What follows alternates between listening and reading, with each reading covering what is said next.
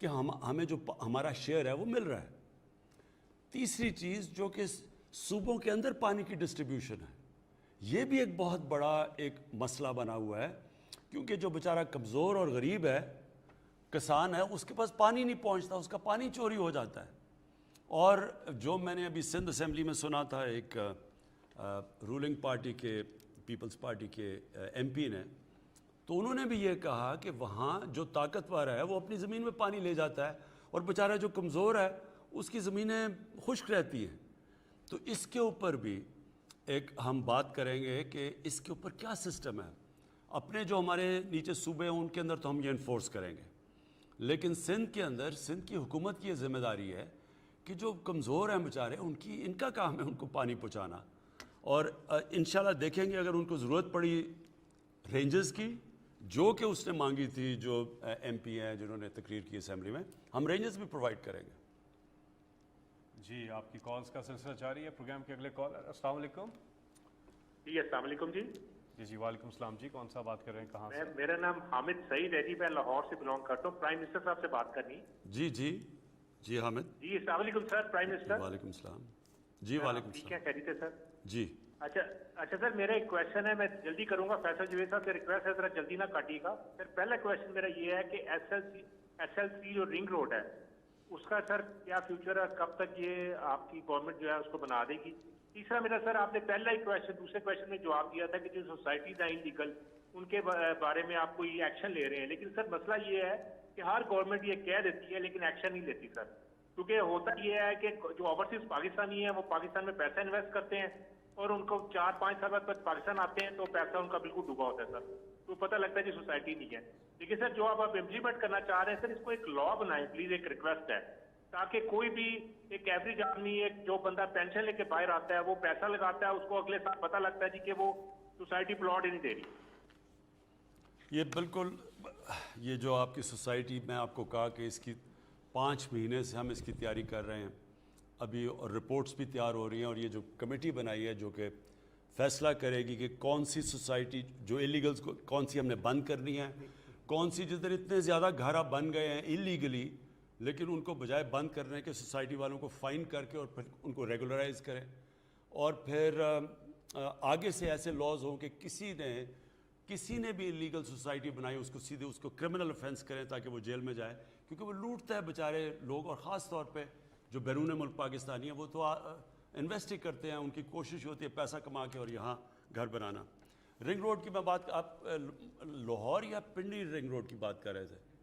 پنڈی. اچھا, Pindi ring road میں ذرا آپ کو بتاؤں, پہلے تو پنڈی کو رنگ روڈ کی بہت ضرورت ہے, اور یہ بڑا اچھا پلان ہے یہ رنگ روڈ بنانے کا, کیونکہ سارا پنڈی سے ٹریفک باہر چلا جاتا ہے, اور وہ پنڈی کے اندر بھی پھر ڈیولپمنٹ جو ہم کرنا چاہتے ہیں اب نالا لے کے اوپر ایک پوری ایک بزنس ڈسٹرکٹ بنانا چاہتے ہیں, یہ بھی پورا پنڈی کی یعنی ری جنریشن ہے, پنڈی کو ریویمپ کرنا چاہتے ہیں, تو اس کے لیے بھی یہ ضروری ہے کہ رنگ روڈ بنے. اب مسئلہ یہ آیا کہ مجھے انفارمیشن ملی, اور مجھے انفارمیشن کیونکہ 22 سال سے پالیٹکس, اقتدار میں آنے سے 22 سال میں پالیٹکس تھا, تو میرے ورکرز ہیں ہر جگہ, لوگ ہیں پی ٹی آئی کے لوگ ہیں جو ہمارے ساتھ, تو کسی نے مجھے انفارمیشن دی کہ رنگ روڈ میں ایک بہت بڑا فراڈ ہو رہا ہے.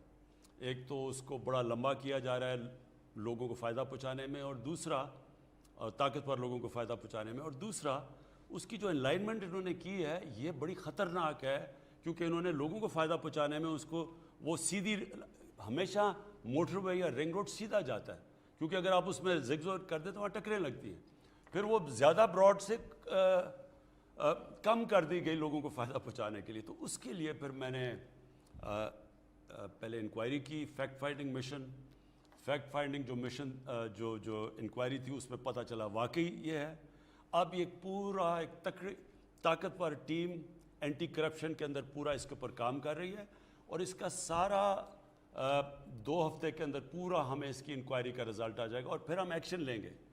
لیکن رنگ روڈ رکے گی نہیں, وہ جو سیدھی لائن تھی بجائے اتنا لمبا جو 20-26 کلومیٹر کا چکر لگا کے آ رہی تھی لوگوں کو فائدہ پہنچانے کے لیے, اب سیدھی رنگ روڈ جائے گی جو ہونا چاہیے تھا اس کو, اور انشاءاللہ یہ بڑی امپورٹنٹ سڑک ہے, اور یہ ہم فوری طور پہ اس کے اوپر کام شروع کر رہے ہیں. جی اگلے کال ہے. السلام علیکم. جی السلام علیکم. वालेकुम सलाम। जी जी, कौन सा बात कर रहे हैं? मैं मोहम्मद अब्दुल्ला अरशद बात कर रहा हूँ रावलपिंडी से। जी जी उम्मीद है खान साहब आप खैरियत से होंगे। जी जी जी, शुक्रिया। 2018 में जब आपकी हुकूमत आई, PTI की हुकूमत आई, तो वहाँ की आवाम को काफ़ी उम्मीदें आपसे वाबस्ता हो गई कि आप लीडरशिप के अंदर 5 ईयर्स पाकिस्तान काफ़ी तरक्की करेगा। तो इंशाल्लाह मैं अभी भी पुर उम्मीद हूँ कि आप अपने वादों पर पूरे उतरेंगे। खान साहब, मेरा सवाल इलेक्टोरल रिफॉर्म्स के हवाले से है। जो आपने असेंबली में बिल ले किया है, उस पर अपोजिशन का कोई रद्द अमल मुस्बत नज़र नहीं आ रहा कि, तो क्या आप कॉन्फिडेंट हैं कि आप लोग हाउस में ये बिल मंजूर करवा लेंगे और नेक्स्ट इलेक्शन से पहले इंतखाबी इस्लाहात पूरी हो जाएंगे, इम्प्लीमेंट हो जाएंगे? रिफॉर्म्स अगले इलेक्शन से पहले इम्प्लीमेंट हो जाएंगी? जी, वो कह रहे हैं असेंबली से अपनी जो हाँ हाँ जी जी जी। देखिए, मैं आपको एक बात बताता हूँ। मेरी कोई वालिद पॉलिटिक्स में नहीं थी, मैं कोई फैमिली पॉलिटिकल नहीं थी। तो मैं तो पॉलिटिक्स में तब आया था अकेला और थोड़े दोस्तों के साथ। तो मैंने ये जो एक बड़े प्रोसेस से गुजरा हूँ, इसमें मुझे जो तजर्बा मिला है वो बहुत कम लोगों को ऐसा तजर्बा मिल सकता है। क्योंकि देखिए, जो असल में स्ट्रगल में जो आप सीखते हैं वही आपको मजबूत कर देता है बड़े चैलेंजेस लेने के लिए। मसलन आप क्रिकेट शुरू करेंगे तो स्कूल की क्रिकेट से, फिर क्लब की क्रिकेट से, फिर फर्स्ट क्लास क्रिकेट, फिर टेस्ट क्रिकेट, वो सारा वक्त आपको नए चैलेंजेस लेते लेते आप मजबूत होते जाते हैं। तो इस तरह अकेला शुरू किया, पहली इलेक्शन में 0 सीट्स, फिर दूसरी इलेक्शन में 1 सीट। फिर वो जो प्रोसेस था वो आपको बहुत सिखाता है। जो स्ट्रगल है वो असल में जो आपको सिखाती है, वो कभी भी आपको जब सीधी तरह ऊपर बैठा दें कोई सीख नहीं सकता। इसलिए जो बादशाहत है वो हार गई जमहूरियत से, क्योंकि जमहूरी लीडर जो होता है वो एक प्रोसेस के थ्रू आता है। बादशाह, मैं जी मेरा बाप का बेटा हूँ तो मैं बादशाह बन गया या शहजादा बन गया, तो वो कभी भी मुकाबला नहीं कर सकते एक उस प्रोसेस से जो कि एक स्ट्रगल के ज़रिए आता है। तो देखें, ये जो इस वक्त ऑपोजिशन, फिर ये PDM इकट्ठी हो रही है, फिर जा रही है, फिर आ रही है, इनका जो मकसद है ना, ये कभी कामयाब नहीं हो सकते। अगर इनका मकसद कौम के लिए हो तो अब तक जितनी मुश्किल हालात से कौम गुजरी है हमारे 2 सालों में, और जो हमारे लिए भी यानी मेरी ज़िंदगी के मुश्किल साल, तो अब तक हमारी गवर्नमेंट गिरा चुके होते हैं। लेकिन इनका मकसद ज़ात पे है। ये सिर्फ़ और सिर्फ इकट्ठे इसलिए हुए हैं, किसी नज़रिए के लिए नहीं, मुल्क के लिए नहीं। जो इनके ऊपर करप्शन केसेस जो हमारे से पहले के लगे हुए हैं, ये हमें चाह रहे हैं कि ब्लैकमेल करके वो करप्शन के केसेस ख़त्म करो। और ये समझते हैं कि अवाम इतनी बेवकूफ़ है कि वो मान जाएगी इनकी बातें कि वो जो 30 साल से हुकूमत कर रहे हैं, 30 साल से जिनकी शक्लें देख रहे हैं, जो साइकिलों पे थे वो आज लैंड क्रूज़र पे आ गए हैं, जो कि जिनकी साइकिलों की दुकान थी उनके यहाँ लंदन मेफेयर में बेंटले और रोल्स रॉय के अलावा गाड़ी नहीं है। जो उन इलाकों में रह रहे हैं लंदन में, क्योंकि मैं लंदन जानता हूँ, जो वहाँ का कोई बरतानिया का प्राइम मिनिस्टर नहीं रह सकता, और बरतानिया की सालाना आमदनी 50 गुना पाकिस्तान से ज़्यादा है। उनकी 30% हमारी आबादी है और 50 गुना ज़्यादा उनकी सालाना आमदनी है। उनका प्राइम मिनिस्टर ये रहन सहन में रह सकता जो ये सब रहते हैं। तो अगर इनका ख्याल है कि कौम इतनी बेवकूफ़ है कि इनके साथ लग जाएगी, कि इनकी चोरियाँ बचाने के लिए, इनको NRO दिलवाने के लिए, ये पाकिस्तानी कौम को नहीं जानते। ये समझते हैं कि सारा वक्त कोई ना कोई ये ड्रामे करके ये आ जाएंगे।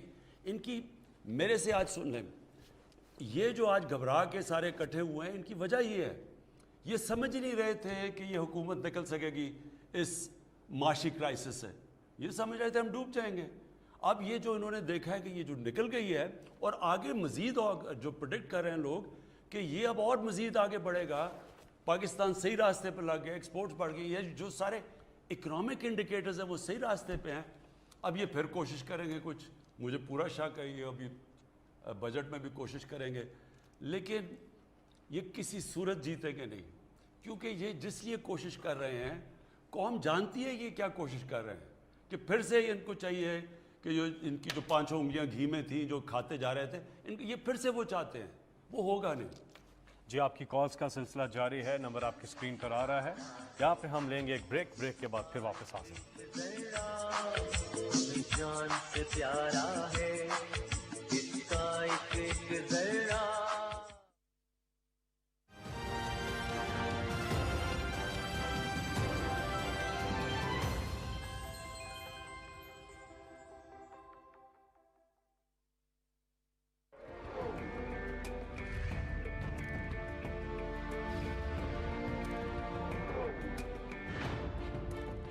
ہم سب پاکستانی ہیں اور ہم میں سے کوئی بھی سندھی، بلوچی، بنگالی، پٹھان یا پنجابی نہیں ہے.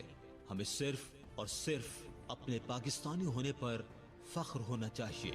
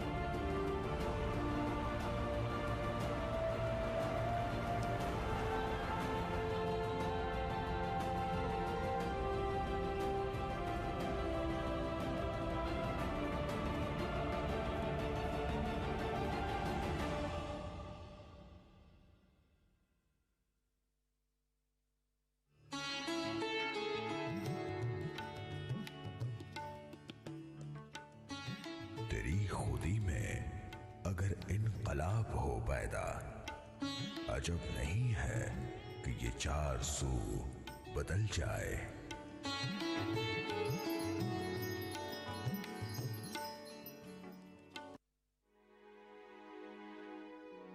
بلوچستان کے دور افتادہ پہاڑوں اور وادیوں میں سچو خان کے سروز سے جو سر پھوٹتے ہیں، ان میں پاک وطن سے چاہت اور محبت کی لگن بھی ہے اور قدرت سے ملنے والی نعمتوں کا شکر بھی.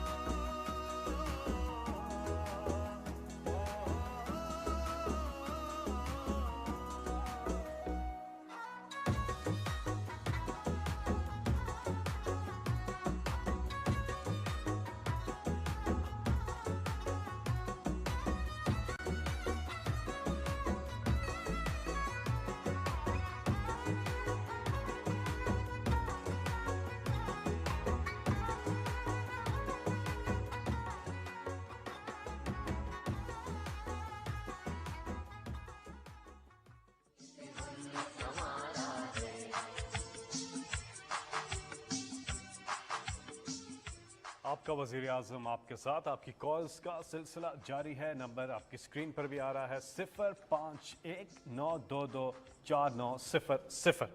प्रोग्राम के अगले कॉलर पे जाने से पहले प्राइम मिनिस्टर साहब, सोशल मीडिया पर कुछ सवालात आ रहे हैं।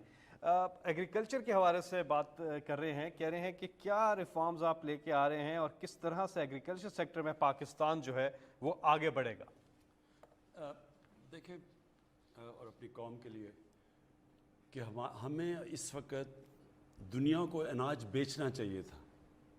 हमारे अल्लाह ने जो ज़मीन दी है हमें और जितना भी पानी दिया है इसको भी हम सही इस्तेमाल कर लें। और सूरज है, 3 चीज़ें चाहिए ना, ज़मीन चाहिए, पानी चाहिए और सूरज चाहिए एग्रीकल्चर के लिए। तो हमारे पास तो अल्लाह ने तीनों चीज़ें दी हैं। हाँ, ये ज़रूर है कि आगे हमें पानी, ये डैम्स की शदीद ज़रूरत है, क्योंकि हमें पानी के रेजर्वोयर्स बनाएंगे तो और ज़्यादा पानी देंगे और इलाका ले आएंगे काश्त के नीचे। लेकिन हमारा मसला ये हुआ कि हमने तवज्जो ही नहीं दी एग्रीकल्चर के ऊपर, और हमने किसानों के ऊपर कोई इनकी मदद नहीं की। दुनिया आगे निकल गई। दुनिया इसी तरह की ज़मीन अगर उनको मिले और सूरज और पानी मिले तो वो 2 या 3 गुना ज़्यादा पैदावार है। उनकी जो लाइफ स्टॉक है, उनकी जो गायें हैं, वो हमारे से 6 गुना ज़्यादा दूध देती हैं। तो ये कोई मुश्किल काम नहीं था। ये दुनिया के अंदर सब हमें पता है, ये सारी चीज़ें एक्सपेरिमेंट होती हैं। फिर सीड डेवलपमेंट के आप बीज सही दें लोगों को, तो वो सारा वक्त एक रिसर्च होनी चाहिए। हमारी जो रिसर्च इंस्टीट्यूट थी वो भी नीचे चली गई। तो ये सारा कुछ अब रिवाइव किया जा रहा है। लेकिन हमने जो सबसे पहले काम किया कि हमने किसानों का जो पहले जो गन्ने के ऊपर उनको पैसे मिलते थे, हमने कानून बनाया कि उनको फौरी तौर पे पैसे दिए जाए। और दूसरी चीज़, उनको पूरा पैसा मिले, क्योंकि वो जो किसानों को पैसा मिलता था, जो शुगर मिल्स पैसा देती थी, सबसे ताकतवर लोग शुगर मिल्स उनके पास थी। तो उनके कोई ना उनको हुकूमत कुछ कहती थी, ना उनको वो केन कमिश्नर, सब डरते थे। बल्कि कईयों को तो पे रोल पे थे, उनकी तनख्वाहें लगाई हुई थी इन्होंने, तो उनको कुछ कहता कोई कुछ नहीं था।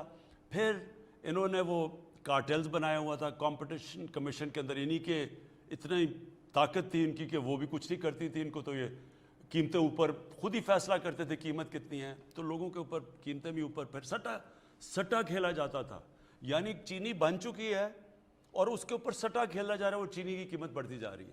तो ये हमारी गवर्नमेंट ने आके पहली दफ़ा इसके ऊपर इनको कानून के नीचे लाने की कोशिश की है। उसमें जो किसानों को पैसा मिला, पहली दफ़ा किसानों को पूरा पैसा भी मिला और टाइम पे पैसा मिला। जब किसानों के पास पैसा आया, उन्होंने अपनी ज़मीन पे लगाया। जब ज़मीन पे लगाया तो आपके सामने मैं सिर्फ ये पढ़ना चाहता हूँ कि रिकॉर्ड फसलें हुई हैं इस बारी पाकिस्तान की। यानी ये कोई भी ये उम्मीद नहीं लगा रहा था कि पाकिस्तान जितनी जो हमारी फसलों की पैदावार हुई है, वो गंदम की 8.1 बढ़ी, चावल मूंगी यानी 13.6%, शुगर केन चीनी 22% और छली 7.4%। ये जो बढ़ी हैं, इससे क्या हुआ कि इससे मज़ीद और किसानों को पैसा आया, क्योंकि इनकी भी कभी कीमतें उनको नहीं मिली जो पहली दफ़ा मिली। लेकिन ये अभी शुरुआत है। इंशाल्लाह जो आगे अब हम पॉलिसीज़ लेके आ रहे हैं, अब आप देखते रहेंगे कि हमने मज़ीद इनकी कैसे मदद करनी है, टेक्नोलॉजीज़ नई लेके आनी है, बीज डेवलप करना है। और फिर एक और चीज़ जो अभी मैं महंगाई के ऊपर अलहदा बात करूँगा, एक बहुत बड़ा मसला ये है कि जो किसान मसल सब्जियाँ उगाता है, जो अपनी पैदावार भी उगाता है, उसमें जो उसको कितना पैसा मिलता है और जब वो पैसा पहुंचता है दुकानों में, शहरों में, उसमें इतना ज़्यादा फ़र्क है।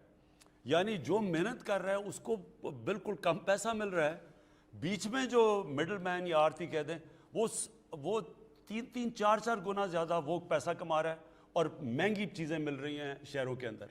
तो अब हम करने क्या लगे, और ये चाइनीज़ ने, ये हमने उधर देखा था जाके, हम करने क्या लगे कि हम डायरेक्टली किसान और उसको सीधा पहुंचा रहे हैं रिटेल पे, जो चाइना में होता है, और इसमें इंफॉर्मेशन टेक्नोलॉजी का फ़ायदा उठा रहे हैं।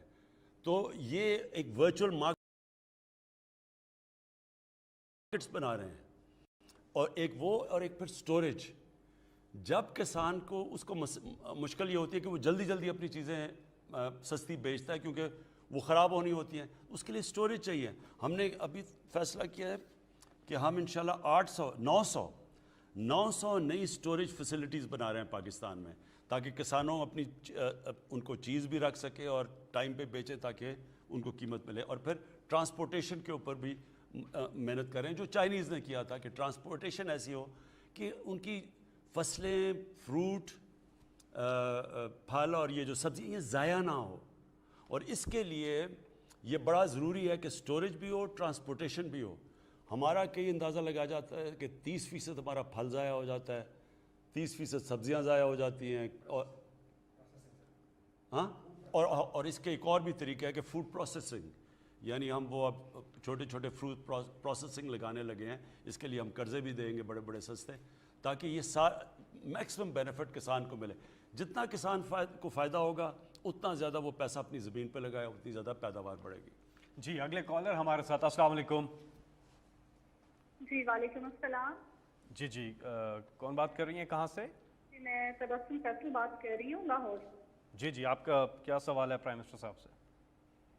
جی فرسٹ آف آل میں آپ کی گڈ ایفرٹس کو اپریشیٹ کرنا چاہوں گی، کیونکہ اس مشکل وقت میں آپ جیسا لیڈر ہمارے لیے اللہ تعالیٰ کی بہت بڑی بلیسنگ ہے. باقی میرا کوشچن جو ہے وہ ہمارے ہیلتھ سسٹم سے ریلیٹڈ ہے.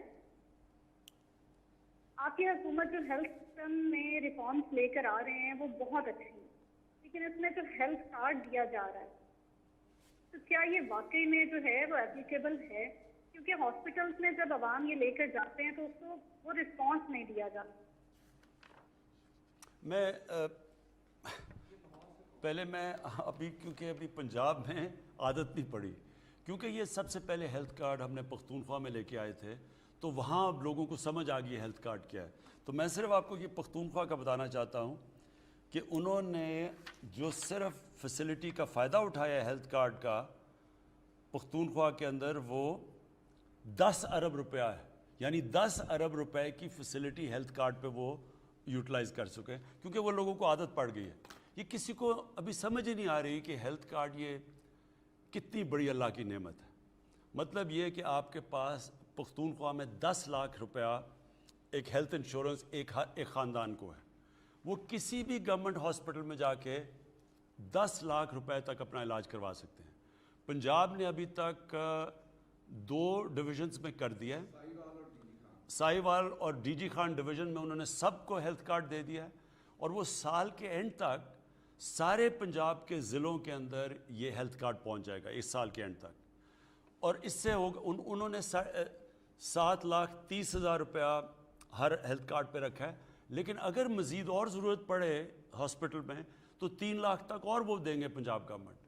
میں صرف آپ کو یہ سمجھانا چاہتا ہوں اپنی قوم کو بھی کہ دیکھیں میری سب سے بڑی یہ خواہش تھی کہ اس ملک میں غریب آدمی کو اگر گھر میں بیماری ہو اس کو یہ خوف نہ ہو کہ میں اگر ہاسپٹل جاؤں گا تو میرے پاس پیسہ نہیں ہوگا.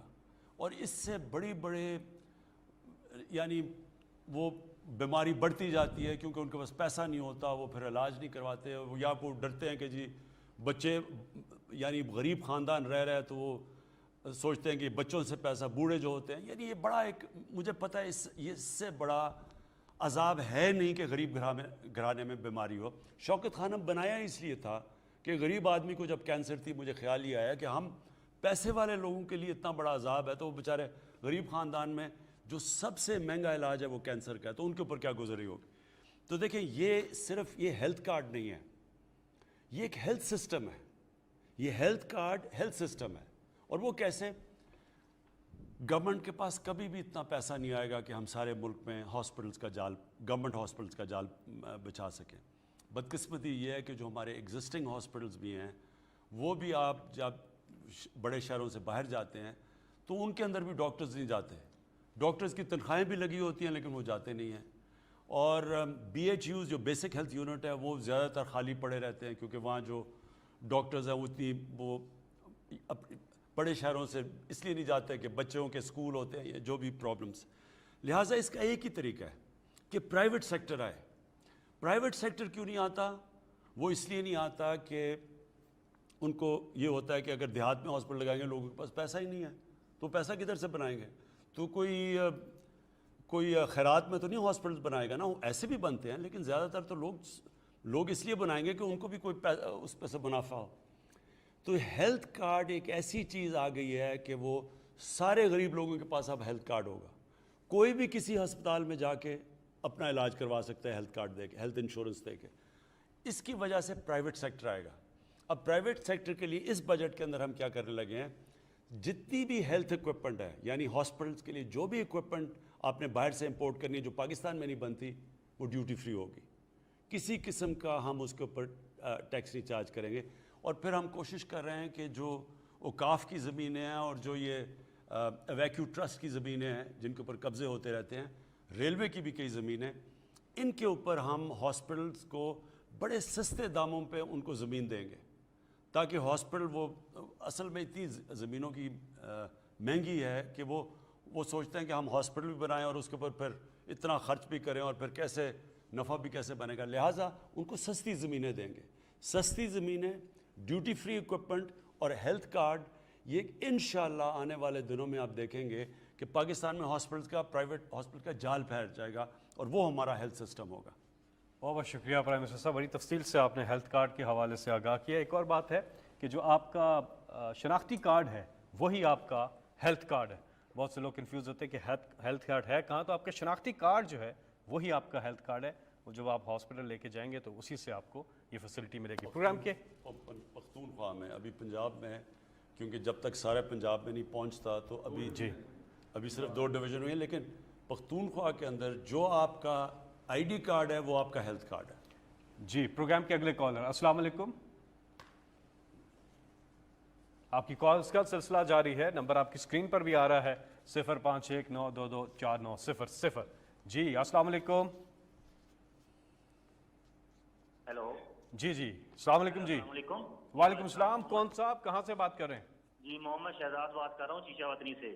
جی میرا وزیر صاحب سے سوال ہے کہ جو معاشی اشاریے اور محصولات میں بہتری آئی ہے اور ایف بی آر کی وجہ سے ریکارڈ وصولی میں ریکارڈ اضافہ ہوا ہے, تو آپ نے اپنی وزیراعظم صاحب نے اپنی ٹیم کو مبارکباد بھی دی ہے, لیکن جو غیر جانبدار تجزیہ نگار ہیں اور سیاسی جو اپوزیشن والے ہیں, یہ تو اس بات کو ماننے کے لیے تیار نہیں ہے اور مان نہیں رہے اس بات کو. کیا ہمیں یہ وصولات جو ہیں یہ عارضی تو نہیں ہے, یا ہمیں پھر سے IMF کے پاس جانا پڑے گا؟ کیا مانتے نہیں ہیں یا ماننے کے لیے تیار نہیں ہیں؟ یہ 2 فرق چیزیں ہیں. ماننا چاہتے نہیں ہیں. اچھا میں آپ کو بتاؤں, دیکھیں پہلے تو FBR کا میں کہہ دوں, یہ پاکستان کی تاریخ میں ریکارڈ ہوا ہے, ریکارڈ کلیکشن ہے. کبھی ہمارے ملک میں 4000 ارب روپے سے زیادہ ٹیکس کلیکٹ نہیں ہوا. اور یاد رکھیں کرونا کا کافی نقصان ہوا ہے. ہمیں کیا, ساری دنیا میں کرونا کی وجہ سے نقصان ہوا. وہ اللہ کا کرم ہے کہ پاکستان نے, اور میں اپنی NCOC ٹیم جو ہماری, جس نے بڑا ڈیٹا بیسڈ انالیسز کیا اور انہوں نے بڑے زبردست قسم کا ہمیں گائیڈ کیا سارے ملک میں, ہر چیز دیکھ کے جو ہم نے وہ سائنٹیفکلی ہم نے جو فیصلے کیے, اللہ کا کرم ہے کہ دنیا میں آپ دیکھ لیں کہ پاکستان سب سے بہترین طریقے سے نکلا ہے کرونا میں. لیکن ہم نے یہ بھی کیا کہ ہم نے اپنے لوگوں کو بچایا. لاک ڈاؤن سے جو غربت بڑھتی ہے, جو ہندوستان میں آج حال ہے اور دنیا میں بھی, ہم نے کافی طور اپنے لوگوں کو اس سے ان کی حفاظت کی, ان کو بچایا اس سے. اب اس کے باوجود اگر ہماری آج ٹیکس کلیکشن, اور میں ایگزیکٹ فگر ابھی آ رہا ہے اور 1-2 دن اور بھی ہیں, اور وہ مجھے FBR کہہ رہی ہے کہ ابھی اور بھی بڑھ رہے ہیں تیزی سے, لیکن 4143 ارب روپے کا اب تک ٹیکس کلیکشن ہوئی ہے. یہ ریکارڈ ہے. اور میرا ایمان ہے کہ جس وقت ہمارا ایک آٹومیشن پہ جا رہی ہے, وہ اس کے اوپر بڑی دیر سے 2.5 سال سے لگے ہوئے تھے کہ یعنی کمپیوٹرائز کریں ساری ٹیکس کلیکشن, یعنی ٹیکس کلیکٹر کا اور عوام کا کانٹیکٹ نہ ہو, صرف ایک آٹومیشن کے ذریعے ہو, جو کہ ایڈوانس دنیا میں ہو چکا ہے. بدقسمتی سے اب تک بڑی کوششیں ہوئی ہیں لیکن آٹومیشن ہونے ہی نہیں دی. میں یہ ہونے نہیں دی کیونکہ اب لوگ ڈرتے ہیں, جنہوں نے ایک کرپٹ سسٹم سے فائدہ اٹھا رہے تھے, وہ چاہتے نہیں ہیں یہ ہو. مثلا یوٹیلیٹی سٹورز کے اندر بڑی دیر سے کوشش ہو رہی تھی آٹومیشن کی, وہ اندر سے لوگ اس کو کوئی کیس کر کے اسٹے آرڈر لے لیتے تھے. तो अब मुझे ये श्योरिटी दी गई है कि इंशाल्लाह ये जुलाई अगस्त के अंदर ऑटोमेशन पे चले जाएगा। अगर ऑटोमेशन होगी और ट्रैक एंड ट्रेस सिस्टम आ गया, यानी हमारा ये जो बड़ा ऑफ बुक्स ऐसा बिकता है, यानी ब्लैक में जो पूरा शो नहीं करते कि मसलन अगर 100 यूनिट्स प्रोड्यूस किए हैं तो वो सिर्फ दिखाते हैं 60 हुए या 40 हुए या कहीं कम भी, कहीं तो बिल्कुल ही नहीं बताते, और बाकी वो सारा ब्लैक में यानी टैक्स उसके ऊपर देते नहीं हैं। ये जो हमारा नया ऑटोमेशन से ट्रैक एंड ट्रेस सिस्टम होगा, इससे सब कुछ वाजे हो जाएगा, और मेरा ये मान है कि इससे हमारी टैक्स कलेक्शन और बहुत ऊपर चली जाएगी। जैसे ही हमारी टैक्स कलेक्शन बढ़ेगी, आप देखेंगे ये जो कर्ज़ों का बोझ है ये कम होता जाएगा और हमारे पास ज़्यादा पैसा होगा खर्च करने के लिए अपने लोगों के ऊपर। जी, यहाँ पे हम वक्फा लेते हैं, हेडलाइंस का टाइम है, उसके बाद फिर वापस आते हैं। आप कॉल्स कर रहे हैं, नंबर आपकी स्क्रीन, मिलते हैं ब्रेक के बाद। जान से प्यारा है ये देश, ये देश।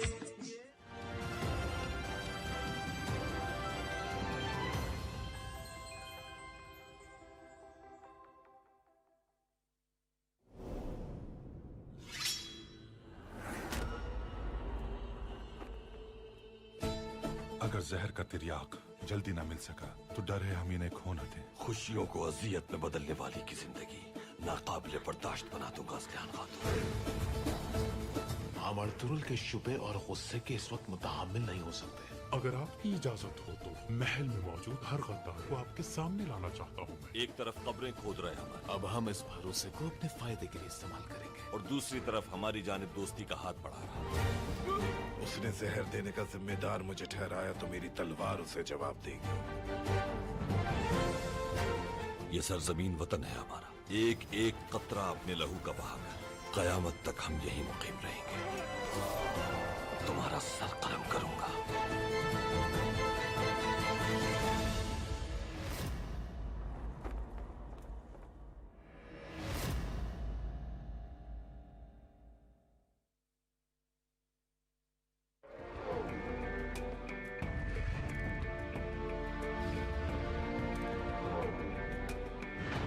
इस ममलकत पाकिस्तान में आप आज़ाद हैं अपने मंदिरों को जाने के लिए, अपनी मसाजिद को जाने के लिए और दीगर इबादत के मकामात को जाने के लिए। आप किसी भी दीन, मजहब, जात या अकीदे से ताल्लुक़ रखते हों, कार्य रियासत का इससे कोई ताल्लुक़ नहीं है।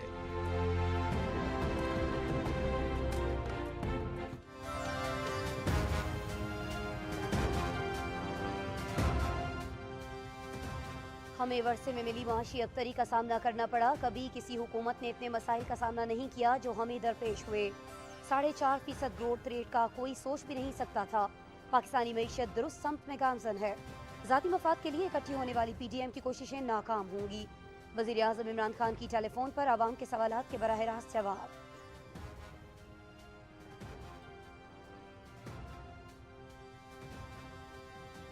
रावलपिंडी रिंग रोड में फ्रॉड और अलाइनमेंट के मसाइल की तहकीकात जारी हैं। अलॉटमेंट के हवाले से तहकीकात की जाएंगी और मंसूबे को जल्द मुकम्मल करेंगे। हमने एक बोर्ड बनाया है जो हाउसिंग सोसाइटीज़ की कानूनी हैसियत के बारे में फैसला करेगा। तफसीलात वेबसाइट पर डाली जाएंगी। वज़ीर आज़म।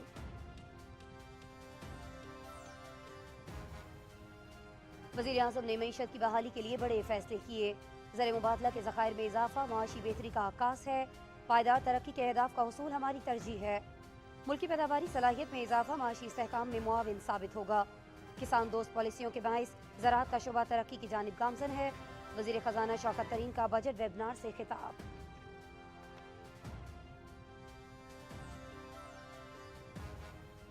मुल्की तारीख में पहली बार 4000 अरब रुपए से ज्यादा टैक्स इकट्ठा हुआ। बैरून मुल्क पाकिस्तानियों ने 1000 अरब रुपए पाकिस्तान भेजे। ज़री मईशत में 1100 अरब रुपया मुंतकल हुआ। सवाल यह है कि जब मईशत ऊपर जा रही है और आम आदमी की हालत बदल रही है, तब अपोजिशन एहतजाज की कॉल क्यों दे रही है? वफाकी वज़ीर इत्तलात व नशरियात चौधरी फवाद हुसैन का ट्वीट।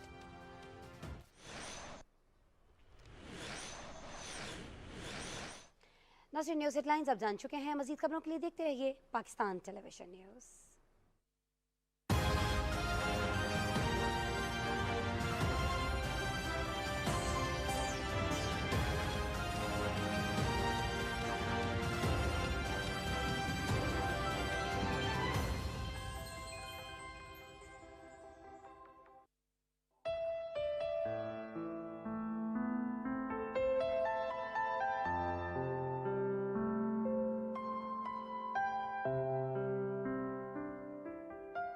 शौक तेरा अगर न हो मेरी नमाज का इमाम, मेरा कयाम भी हिजाब, मेरा सुजूद भी हिजाब।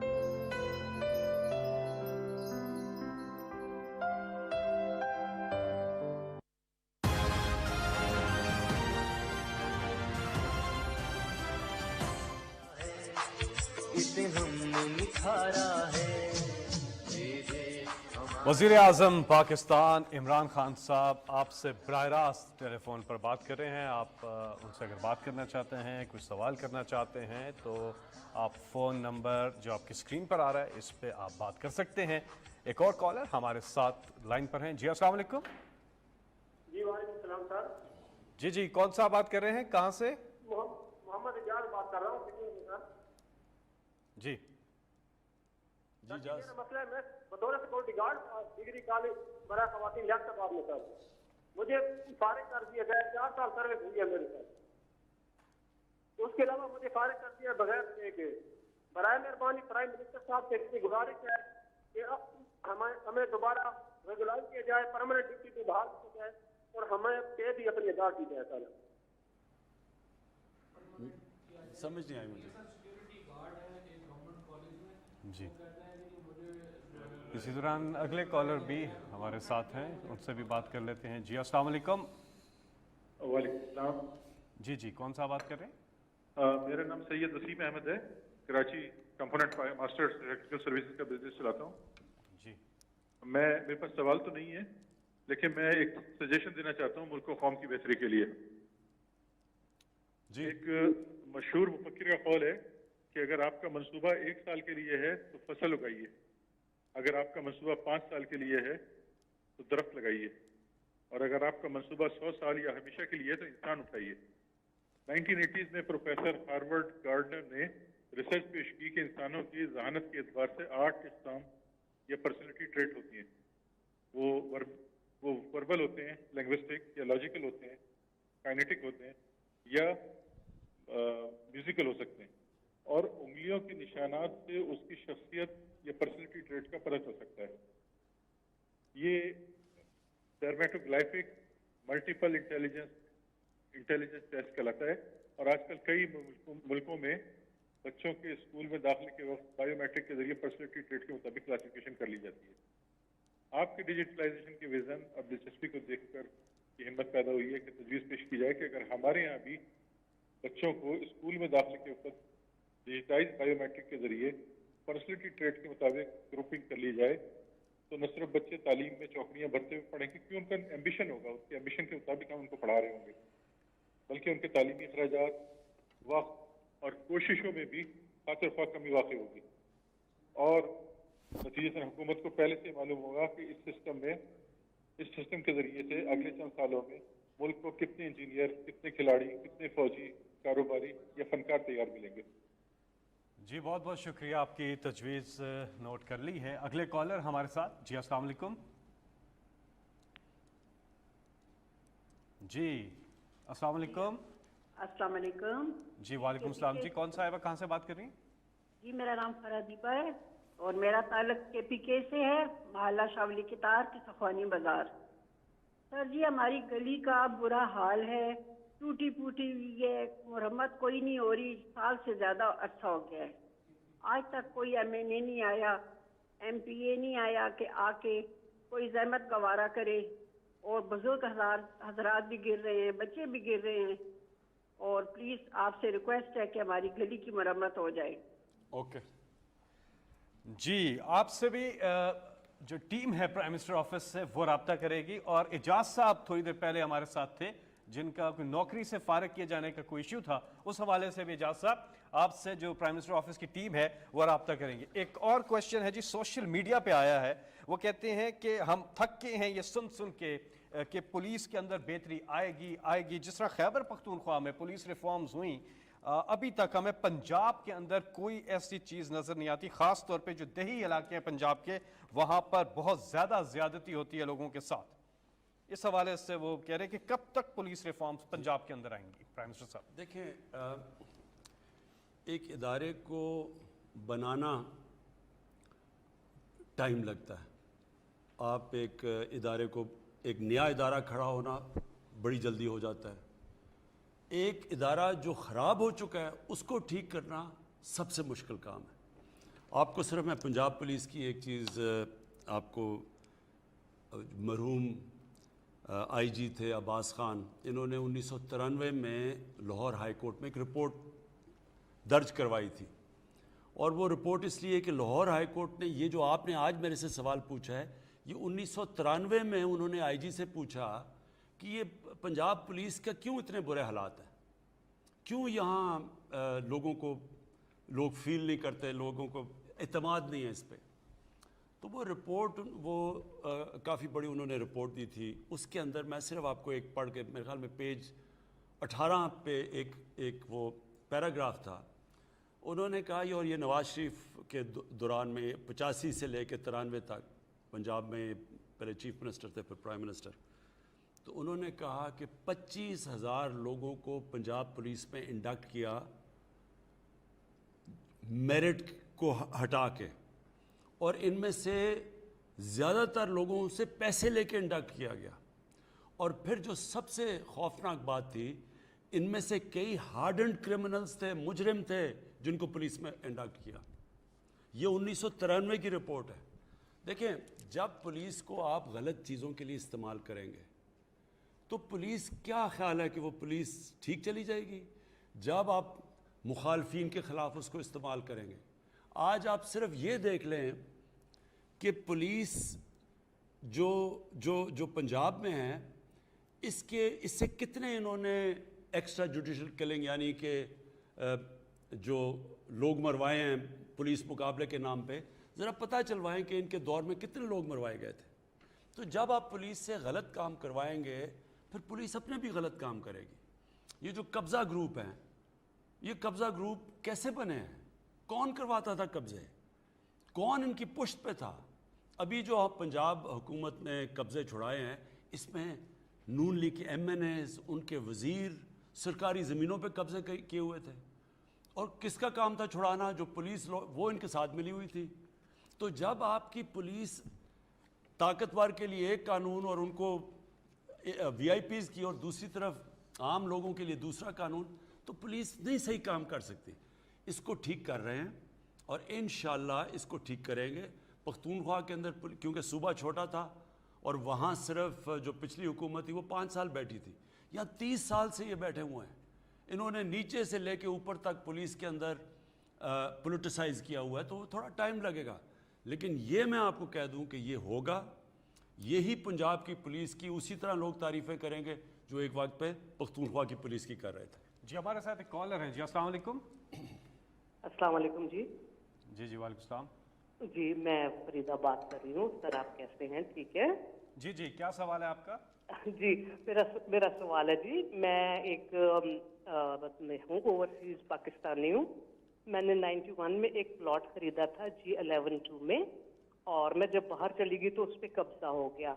जब मैं वापस आई तो मुझे पता चला कि CDA और फेडरल हाउस फाउंडेशन थी कोई, उन्होंने मिलके किसी और को बेच दिया। जब मैं इन इदारों के पास गई तो उन्होंने आए बाएं शाएं करके मुझे टाल दिया, और इसी तरह से दूसरे इदारों में भी गई, वफाकी मुहतसिब में भी गई, उन्होंने भी मुझे आए बाएं शाएं करके टाल दिया। तो मैं चाह रही हूँ जनाब, अगर मुझे ये मेरा घर वापस मिल जाए। बेवा औरत हूँ और घुटनों में इतनी तकलीफ थी, पिछले साल के बैसाखियों पे आ गई। मैं आपको सॉरी, ये तो मैं इसका चेक कर लूँगा, लेकिन जो भी इस वक्त ये प्रोग्राम देख रहे हैं, एक सिटीज़न पोर्टल है, इसकी भी बल्कि मैं चाहूँगा कि वो उसकी फ़ोन नंबर भी दे दें और उसका नीचे जो ईमेल नंबर है वो भी दे दें। मैं चाहूँगा कि किसी की भी ज़मीनों पे कब्ज़े हुए हैं, आप प्लीज़ उसके ऊपर हमें वो अपना पता और सारा वो डिटेल्स दे दें, और इंशाल्लाह हम एक ज़मीन के ऊपर फिर पूरी इन्वेस्टिगेशन करके, और अगर आपका जायज़ क्लेम है तो आपको वापस दिलवाएंगे। जी, आप अपने ये ऐप डाउनलोड कर सकते हैं, वेबसाइट पर जा सकते हैं, आपकी स्क्रीन पर ये मालूमात आ रही है। और अगर आपको इसमें मावरत चाहिए हो तो एक टेलीफोन नंबर भी आपकी स्क्रीन पर आ रहा है, जो सिटीज़न पोर्टल का हेल्पलाइन नंबर है, उनसे फ़ोन करके आप उनसे भी मदद ले सकते हैं। और सॉरी, मैं एक और आपको चीज़ कह दूं कि हम अब जो इंशाल्लाह अगस्त तक पंजाब के शहरों में और पख्तूनख्वा के शहरों में तो कम से कम और यहाँ इस्लामाबाद में हम सारा मैप कर रहे हैं इसको, सब सारे लैंड रिकॉर्ड्स को कंप्यूटराइज कर रहे हैं, और वो जब कंप्यूटराइज हो जाएगा तो ये बड़ा मुश्किल होगा लोगों के लिए कब्ज़े करना, क्योंकि वो सारा कुछ कंप्यूटर पे आ जाएगा। इस वक्त प्रॉब्लम ये है कि एक पुराना सिस्टम बना हुआ है, वो साथ मिला लेते हैं पटवारी को, वो ज़मीनें चेंज कर देते हैं सब कुछ, और फिर वो इतना लंबा प्रोसेस है, अदालत में जब जाते हैं कि वो इसलिए कब्ज़ा ग्रुप आ जाते हैं, क्योंकि वो फिर कब्ज़ा करके ज़मीन आपको दे देते हैं। पता है कि अदालत में बड़ी देर तक केस चलेगा। एक तो कानून के अंदर भी हम एक सिविल प्रोसीजर कोड है, अदलिया के साथ बैठ के, इस्लामाबाद में तो इम्प्लीमेंट है, पख्तूनख्वा में भी, पंजाब में कोशिश कर रहे हैं उनके साथ डिस्कस करके कर ले ताकि जल्दी केस ख़त्म हो। लेकिन साथ साथ जब कंप्यूटराइज हो जाएगा तो ये बड़ा आसान होगा लोगों को जाके देखना कि किसका प्लॉट किसके नाम पे है। तो ये जो इस वक्त होता है कि कई दफ़ा प्लॉट दो दफ़ा बिक जाता है क्योंकि वो फेक कागज़ बन जाते हैं। लेकिन जब सब चीज़ कंप्यूटराइज हो जाएगी तो ये आप इंशाल्लाह जो सबसे बड़ा मसला है, ख़ास तौर पे ओवरसीज़ पाकिस्तानी का वो प्लॉट लेते हैं और उस पर कब्ज़ा, ये इंशाल्लाह आपके मसले हल हो जाएंगे इंशाल्लाह। अगले कॉलर, अस्सलाम वालेकुम। अस्सलाम वालेकुम जी। जी वालेकुम सलाम जी, कौन साहब कहाँ से बात कर रहे हैं? मैं मेजर टीपू क्यानी बात कर रहा हूँ, ज़िला जेलम, तहसील सोहावा, यूनियन काउंसिल लेडी से। ये यूनियन काउंसिल लेडी वो यूनियन काउंसिल है जिसके एक गांव बकड़ाला में प्राइम मिनिस्टर साहब ने हमें अल-कादर यूनिवर्सिटी का तोहफा दिया, जिसके लिए हम शुक्रगुजार हैं। और हमारी रिक्वेस्ट है कि हमारे लोकल अल्लाह के वली थे सैयद बशीर हुसैन शाह साहब, उनकी एक चेयर भी वहाँ पे होनी चाहिए। इसके अलावा मैं शुक्रिया अदा करना चाहूँगा प्राइम मिनिस्टर साहब का, अभी रिसेंटली ये वैक्सीन लगवाई जब डोज, पहली हरुणाबाद में, दूसरी जेलम में, तो सबसे पहले अल्लाह ताला का शुक्र अदा किया, फिर पाकिस्तानी होने पे फख्र महसूस हुआ और वज़ीर आज़म साहब के लिए दिल से दुआएं निकली। आज मैं वो अपना इशू यूनियन काउंसिल का बयान करना चाहता हूँ। हमारा एरिया पहाड़ी एरिया है, इसमें पहाड़ों के सिलसिले की वजह से कम्युनिकेशन का इशू है, सिग्नल्स नहीं आते। पूरी यूनियन काउंसिल में सिग्नल्स का इशू है। हमारे ज़्यादातर लोग ओवरसीज पाकिस्तानी और अफवाज पाकिस्तान और डिफेंस रिलेटेड एस्टेब्लिशमेंट्स में काम कर रहे हैं। उन्होंने अपने किथ एंड किन, अपने फैमिली मेंबर से जब रब्ता करते हैं तो वो इशू बन जाता है, वो घर वालों को बाहर जाना पड़ता है किसी ऊंची जगह पे सिग्नल की तलाश में। वो जो एक टेली कम्युनिकेशन कंपनीज है वो कुछ इकोनॉमिकली शायद वायबल नहीं समझती, तो प्राइम मिनिस्टर साहब से ये रिक्वेस्ट है कि वो पाकिस्तान टेली कम्युनिकेशन अथॉरिटी को पाबंद करें कि काइंडली ये इनको कहा जाए कि वो इधर बूस्टर लगाएं, जिससे ये पूरी यूनियन काउंसिल का एक जो इतना दरीना इस दौर में कम्युनिकेशन का इशू है। ओके, मैं सिर्फ एक चीज़, ये जो आपने बात की अल-कादर यूनिवर्सिटी की, अल-कादर यूनिवर्सिटी गवर्नमेंट की नहीं है, ये मैंने प्राइवेट इन्वेस्टर से पैसा जमा करके तो ये बनाई है। मैं सिर्फ आज सबको ये इसी बात करना चाहता हूँ कि देखें, एक कौम उठती है, एक तो वो अपने इदारे सही करती है, मेरिटोक्रेसी लेके आती है, उसके इदारे तकड़े होते हैं, और जब कोई भी कौम, आपका मुकाबला हो रहा था दूसरी किसी मुल्क के साथ, जिस मुल्क के इदारे बेहतर होते हैं, मेरिट पे होते हैं, वो आगे निकल जाती है। लेकिन साथ साथ एक और चीज़ होती है, एक कौम का कैरेक्टर होता है। कौमों के कैरेक्टर बहुत बड़ी चीज़ होती है। जब हम अपनी बात करते हैं कि मुसलमान कब राइज़ किए थे, तो वो मदीना की रियासत बनी थी, उसमें दो चीज़ें हुई थी, एक कानून की बालादस्ती, एक इंसानियत का निज़ाम, एक तालीम के ऊपर एक इमरजेंसी डिक्लेयर की नबी सल्लल्लाहु अलैहि वसल्लम ने, लेकिन एक लोगों का कैरेक्टर चेंज किया। खुद सादिक और अमीन थे, उन्होंने लोगों का जो कैरेक्टर चेंज किया, ये बहुत बड़ी वजह होती है। एक अजीम कौम बन ही नहीं सकती जब तक लोगों का अजीम कैरेक्टर ना हो। आप अगर आज देखें, जिनको हम मगरब कहते हैं, कि यूरोप के मुल्क देख लें, मैं इंग्लैंड में देखा हुआ है, स्कैंडिनेविया चले जाएं, ये अभी अमेरिका में भी, अभी रिसेंट की बात नहीं, पहले देख लें, इनकी जो लीडरशिप है, उनके कैरेक्टर आप देखें, झूठ बोलने पे वो हटा देते हैं आपको पावर से, छोटी छोटी, यानी जिस तरह जो ऊपर आता है उसको जब तक उसका कैरेक्टर एक सादिक और अमीन के करीब नहीं होता, वो ऊपर नहीं आ सकता। ہمیں جب مسلمان کا عروج آیا تھا تو وہ اخلاقی طور پہ سب سے سپیریئر تھے. جب ملیشیا اور انڈونیشیا کے اندر لوگ مسلمان ہوئے, کوئی مسلمان فوج نہیں گئی تھی. مسلمان تاجروں کا جو کیریکٹر دیکھا مقامی لوگوں نے, وہ اتنے ان سے امپریس ہوئے کہ وہ اسلام کی طرف چلے گئے. اس خطے میں فوجوں نے اور تلوار نے مسلمان نہیں کیا تھا لوگوں کو. ہمارے وہ بزرگان دین جس طرح لاہور کے داتا صاحب تھے, جس طرح نظام الدین اولیاء تھے دلی میں, جس طرح خواجہ معین الدین چشتی سندھ کے اندر, بابا بلے شاہ, بابا فرید, یہ وہ لوگ تھے جو عظیم انسان تھے, سچے لوگ تھے, انسانیت سے پیار کرنے والے لوگ تھے. تو لوگ ان کو دیکھ کے اسلام کی طرف آئے تھے. ہمارا اس وقت سب سے بڑا مسئلہ یہ ہے کہ مسلمان جو لیڈرشپ ہے دنیا میں, آپ چلے جائیں, آپ ان کو کمپیئر کر لیں اور جن کو ہم کافر کہتے ہیں ان کو کمپیئر کر لیں. آپ اپنے ہمارے یہ جو دو پچھلے جو دو فیملیز نے اس ملک پہ حکومت کی ہے, ان کے پاس پیسہ دیکھ لیں کتنا ہے, اور برطانیہ کے, پھر میں کہہ رہا ہوں پرائم منسٹرز کے بعد دیکھ لیں کتنا پیسہ ہے. تو جب لیڈرشپ ملک میں اس کی جب وہ اخلاقیات کو تباہ کر دیتی ہے, وہ سارے معاشرے کو نیچے لے جاتی ہے. ایک قوم کبھی بھی, میں پھر سے آخری بات کہتا ہوں اس چیز کے اوپر, کہ جنگیں ہارنے سے قومیں نہیں تباہ ہوئی, نہیں تو جرمنی اور جاپان آج مٹ گئے ہوتے. ان کی تو ایک بلڈنگ نہیں کھڑی تھی. اور کبھی بھی معاشی بحران آتا تو قوم تباہ نہیں ہوتی. لیکن جب آپ قوم کی اخلاقیات ختم کرتے ہیں, جب اچھے برے کی تمیز ختم کر دیتے ہیں, جب کہتے ہیں جی اگر کھاتا تو لگاتا بھی ہے, پرائم منسٹر کو یہ کہتے ہیں, جب وہ جی ایک وہ زرداری سب پہ بھاری, کوئی فکر نہیں کہ اس کے اوپر فیک اکاؤنٹس کا 100 ارب روپے کے کیسز, اور پتہ نہیں ان کے اوپر باہر مضمون چھپے ہوئے ہیں ان کی کرپشن پہ, دونوں لیڈرز کے اوپر. ہمارے آنے سے پہلے ان کے اوپر فلمیں بنی ہوئی ہیں BBC کے اوپر. تو جب ایک لیڈرشپ پہ اس طرح کے لوگ آتے ہیں, وہ کرتے کیا, وہ ساروں کو کہتے ہیں کہ جی آوے کا آوا بگڑا ہوا ہے تو ہم ہیں ہی ایسے, ہم تو ہیں ہی کرپٹ. اور ایک ملک کا جب وہ کیریکٹر ختم کرتے ہیں, اصل میں سب سے بڑا ایک قوم کو تب نقصان پہنچتا ہے. لہٰذا میری کوشش یہ ہے کہ جو دنیا کے سب سے عظیم لیڈر تھے ہمارے نبی صلی اللہ علیہ وسلم, لوگوں کو ہم بتائیں ان کا کیریکٹر تھا کیا وجہ تھی کہ جو ان کے ارد گرد تھے سب لیڈر بن گئے. یہ تاریخ کا حصہ ہے.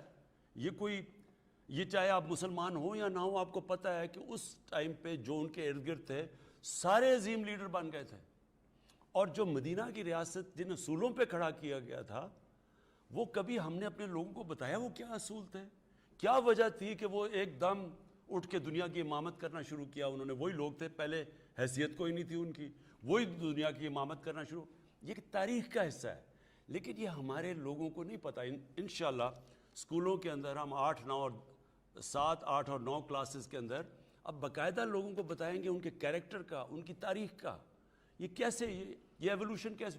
دین میں کوئی زبردستی نہیں ہے, یہ کوئی کسی کو زبردستی دین میں نہیں لا سکتا. لیکن ہم رول ماڈلز کا کیریکٹر تو بیان کر سکتے ہیں کہ وہ کیا کیریکٹر تھا ان کا, اور پھر وہ کیا پرنسپلز تھے مدینہ کی ریاست میں جو اٹھ کے وہ کہاں سے کہاں پہنچ گئے. یہ جب ہم سمجھ جائیں گے, ہمارے لوگ سمجھ جائیں گے, تو تب ساتھ ساتھ ہم باقی ادارے بھی ٹھیک کریں گے, اپنی معیشت کو بھی ٹھیک کریں گے. ہم انشاءاللہ ہمارا جو بہت بڑا اثاثہ ہے اوورسیز پاکستانی, ان کو اب صحیح طرح ابھی تک کبھی بھی ان کو ہم نے صحیح طرح اتنے بڑے اثاثے کو پاکستان کے فائدے میں استعمال نہیں کیا, بلکہ اچھا جی یہ ڈیول نیشنل ہے تو اس کو باہر ہی کر دو جی, جس طرح وہ کوئی غدار ہو گیا. تو ہم کبھی بھی ان کو بھی کھینچیں گے, لیکن ساتھ ساتھ ایک نیشن کا کیریکٹر بنے گا. ہمارے جو لیڈر تھے اس ملک کے, قائد اعظم محمد علی جناح, ان کے دشمن بھی کہتے تھے کہ صادق اور امین ہے. جی آپ کی کالز کا سلسلہ جاری ہے, نمبر آپ کی اسکرین پر بھی آ رہا ہے. اگلے کالر ہمارے ساتھ. السلام علیکم. جی وعلیکم السلام. جی کون صاحب؟ جی ریحان طاہر بات کر رہا ہوں جو رحیم خان سے. جی السلام علیکم خان صاحب. جی وعلیکم السلام. سر میں ریحان طاہر بات کر رہا ہوں رحیم خان سے, جنوبی پنجاب جو آپ نے بنانا ہے انشاءاللہ. سر میں ایک سوشل ورکر ہوں, اور کوئی بھوکا نہ سوئے مہم کلین گرین پاکستان پہ آپ کو دعائیں ہیں, آپ کے ساتھ ہیں, اور کچھ مشورے ہوں گے انشاءاللہ جو آپ کی ٹیم کو میں ضرور پیش کرنا چاہوں گا, ٹھیک ہے اسٹیک ہولڈر. سر یہ ملک متحمل نہیں ہو سکتا نہ دھرنے کا، نہ جلسوں کا، نہ جلوسوں کا. ایک غریب کی زندگی کو بینگ اے سوشل ورکر ہم غور سے دیکھتے ہیں، قریب سے دیکھتے ہیں. یہ خدمت کے سفر میں ہم آپ کے ساتھ ہیں، لیکن اس کا کوئی رول بنائے، کوئی ریگولیشن بنائے کہ یہ ملک احتجاج کا متحمل ہو سکتا ہے. اس پہ ایک پالیسی بنے کہ پی ڈی ایم میں اعلان کر دیا کہ جی ہم بجٹ کو منظور نہیں ہونے دیں گے. ایک غریب آدمی بہت پریشان ہے اور ہم اس پہ آپ کے ساتھ ہیں اس خدمت کے سفر میں، لیکن اس پہ ایک پالیسی بننی چاہیے جو آنے والے دنوں میں انشاءاللہ پاکستان کو مزید روشن کرے. جی دیکھیں میں نے کیونکہ میں ایک اسٹوڈنٹ ہوں ہسٹری کا اور پولیٹیکل سائنس کا بھی. آپ ذرا ایک ملیشیا کو مہاتر محمد نے اٹھا دیا، لیکن وہ دیکھیں کہ وہ کیا انوائرمنٹ تھی جس میں وہ اٹھاتے گئے. ان کی جو 15-20 سال کی سٹرگل تھی، انہوں نے کیسے ملیشیا کو ایک لو انکم سے مڈل انکم ملک میں لے گئے. پھر ساؤتھ کوریا کے آپ دیکھ لیں کہ ان کا جنرل پارکس تھا، اس نے اٹھا کے کوریا کو کدھر سے کدھر لے گئے. ان کی سب چائنا کا آپ سٹڈی کر لیں. دیکھیں مسئلہ ہمارا کیا ہے. ہمارا مسئلہ شروع ہوا ایک تو جب ملٹری گورنمنٹ کرتی ہے تو وہ بدقسمتی سے ان کو اداروں کو کمزور کر کے گورنمنٹ پہ آنا پڑتا ہے. عدلیہ کے اوپر کنٹرول کرنا پڑتا ہے، باقی اداروں پہ کنٹرول اپنے نیچے لانا پڑتا ہے. تو وہ جس طرح حکومت کرتی ہیں، وہ پھر اپنے آپ کو جب جسٹیفائی کرتا ہے کہ نہیں ہم ڈیموکریٹس بھی ہیں، پھر ایک مصنوعی ڈیموکریسی بھی آتی ہے، وہ بڑا نقصان پہنچاتی ہے. لیکن جو ہمارے یہ جو 1988 کے بعد جو پولیٹیکل لیڈرز آئے، انہوں نے کیا کیا کہ انہوں نے بجائے اداروں کو مضبوط کرنے کے انہوں نے بھی کمزور کر دیے. اور پھر کیونکہ انہوں نے پیسہ بنا لیا، اب ان کا سارا مقصد یہ ہے کہ جو پیسہ بنا کے باہر لے کے گئے ہوئے ہیں، اس پیسے کو بچانا کیسے ہے. پہلے انہوں نے نقصان پہنچایا پیسہ بنا کے، اب یہ نقصان پہنچا رہے ہیں اس پیسے کو بچانے کے لیے. تو یہ سارا بلیک میل، یہ ان کا مقصد یہ نہیں ہے کہ اب ان کو تو اگر ان کو معیشت کی پرواہ ہوتی تو آج تو ان کو ہمیں مبارکیں دینی چاہیے تھیں. کیونکہ یہ جو فگرز ہیں، میں اس کے بعد صرف 1 منٹ حماد کو کہوں گا کہ آپ کو بتائیں کہ کیسے ہم آئے ہیں. یہ سمجھ رہے ہیں کہ ہم نے یہ سارا خود ہی، جس طرح وہ اسحاق ڈار بنا دیتا تھا کہ جی بڑا اچھا ہو گیا اور وہ فگرز کو چینج کرتا تھا. ہم نے یہ کہیں جب 0.5 ہماری گروتھ ریٹ تھی تو تب کیوں نہیں ہم نے چینج کی؟ تب تو کوئی نہیں، کسی نے نہیں کہا کہ جی آپ نے گروتھ ریٹ. تو یہ وہ بالکل میں آپ کو یقین دلاؤں گا کہ میں کبھی مانتا ہی نہیں ہوں کہ ہم جھوٹ لوگوں سے بول کے اپنی تعریف کروائیں. میں اب یہ حماد کو کہوں گا آپ کو بتائیں، لیکن اس سے پہلے مسئلہ اب یہ آ گیا ان کا کہ یہ اب گھبرا گئے ہیں کہ ملک اب اوپر جانے شروع ہو گیا ہے. انہوں نے سب کو کہا ہوا تھا کہ آج گیا تو کل گیا، تو حکومت 6 مہینے میں گئی، 5 مہینے میں گئی، دسمبر میں گئی. جب حکومت نہیں گئی اور انہوں نے کہا جی یہ نااہل ہے، معیشت تباہ کر دی. اب ان کے مقابلے میں جو یہ چھوڑ کے گئے تھے، اور اللہ کا شکر ہے آج جدھر ہم کھڑے ہیں، میں صرف ایک آپ کو چیز دکھانا چاہتا ہوں. انہوں نے جو ہمیں قرضہ دے کے گئے تھے، جس کی جو بوجھ ہمارے اوپر پڑا ہوا ہے، یہ بڑا ضروری ہے آپ کو دیکھنا. یہ ذرا ایک غور سے دیکھ لیں. یہ 2016 سے پاکستان کا قرضہ دیکھیں کہ جو بیرونی ملک ہمارا قرضہ ہے، یہ جو ڈالرز ہم باہر سے جو اصل وزن پڑا ہوا ہے، جس کی وجہ سے IMF کے پاس جانا پڑتا ہے، یہ شروع ہوا ہے 2016 سے. یہ قرضہ جانا شروع ہوا ہے. یہ جب ہم آئے 2018-19 میں، یہ کیونکہ قرضہ لینا پڑتا تھا قسطیں دے رہے، آج یہ یہاں پہنچ گیا. یہ ذرا دیکھیں کہ یہ آج سب سے کم قرضہ لیا ہے ہم نے کتنے سالوں کے بعد. یہ ذرا دیکھ لیں. اس کا مطلب کہ جو بیرونی ہم نے، وہ گورنمنٹ آئی ہے جس نے اپنے قرضے واپس کیے ہیں، اور ہمیں اب قرضے لینے کی کم سے کم ضرورت پڑ رہی ہے. اور اس لیے یہ ذرا سارے گھبرائے ہوئے ہیں کہ یہ کسی طرح اب تو گورنمنٹ اب پھر سے اکٹھے ہو جاؤ، کسی طرح گورنمنٹ کو گرا دو. لیکن یہ بہرحال کامیاب نہیں ہو. کہ میں چاہوں گا کہ حماد آپ پلیز صرف تاکہ لوگوں کو سمجھ آ جائے کہ یہ جو گروتھ ریٹ آئی ہے تقریباً 4%، یہ کس کے اوپر بیس کی گئی ہے. تو حماد پلیز بتائیں. شکریہ وزیر اعظم صاحب. یہ جو ہمارا نیشنل اکاؤنٹس کا سسٹم ہے، یہ اقوام متحدہ کا سسٹم ہے. 26 ایجنسیز اس کے اندر اپنا ڈیٹا فیڈ کرتی ہیں حکومت کی، اور اس کے 24 سب سیکٹرز ہیں جن کا تمام کے گروتھ کے جو ڈیٹا ہے وہ ہمارے پاس موجود ہے. میں صرف یہ بنیادی طور پہ بتانا چاہوں گا کہ ماضی کے اندر جو ڈیٹا مینیپولیشن ہوتی تھی اور جن سیکٹر سے ہوتی تھی جن کا ویریفائبل ڈیٹا نہیں ہوتا تھا یا اندازے کی بنیاد پہ ہوتا تھا، جیسے لائف سٹاک، ہماری گروتھ ان پر منحصر نہیں ہے. ہماری انڈسٹری کا ڈیٹا اس میں دکھا رہے ہیں کہ 3.5% گرو کر رہی ہے, ایگریکلچر 2.7% کر رہا ہے, اور سروسز جہاں پہ یہ سارے پروڈکٹس جا کے بکتے ہیں وہ 4.4% کر رہا ہے. انڈسٹری کے اندر جو لارج سکیل کی صنعت ہے وہ 9% پہ ہم نے گروتھ شو کیا ہے, حالانکہ مبصرین کا یہ خیال ہے کہ یہ آپ نے کم شو کیا ہے. جب فائنل ڈیٹا آئے گا 3 کوارٹرز کا بھی تو یہ 14% پہ چلا جائے گا, اور یہ کوئی ایسی تعجب والی بات نہیں. سیمنٹ کی سیل جو ہے وہ مارچ میں تاریخ کی بلند ترین سطح پہ ہوئی, فرٹیلائزر کی سیل آپ دیکھ لیں, آٹو موبیلز کی سیل اور موٹر سائیکلز کی سیل جو ہے وہ تاریخ کی بلند ترین سطح پہ ہو رہی ہے. یوریا سب سے زیادہ بک رہا ہے. ہاؤسنگ اینڈ کنسٹرکشن میں جو میرے سامنے فگرز ہیں 8.5% گروتھ ہے. زراعت میں آپ بتا چکے ہیں کہ ریکارڈ ہماری گندم کی ہوئی ہے کاشت اور سیل, اور گنے کی بھی سب سے زیادہ ہوئی ہے, مکئی کی سب سے زیادہ ہوئی ہے. تو یہ کوئی ایسی انہونی چیز نہیں, اور مبصرین کا یہ خیال ہے کہ جب آخری کوارٹر کا ڈیٹا آئے گا تو یہ 3.94% سے بڑھ کے شاید 4.3 یا 4.4 پہ چلا جائے. آپ نے ایک اور اس کے ساتھ بات کی کہ کیونکہ ہمارے کرنٹ اکاؤنٹ کا جو ڈیفیسٹ ہے وہ یہ گروتھ جو ہے یہ اس کے ساتھ منسلک نہیں ہے. پہلے تو یہ ہوتا تھا امپورٹ کھول کے گروتھ بڑھا دیتے تھے.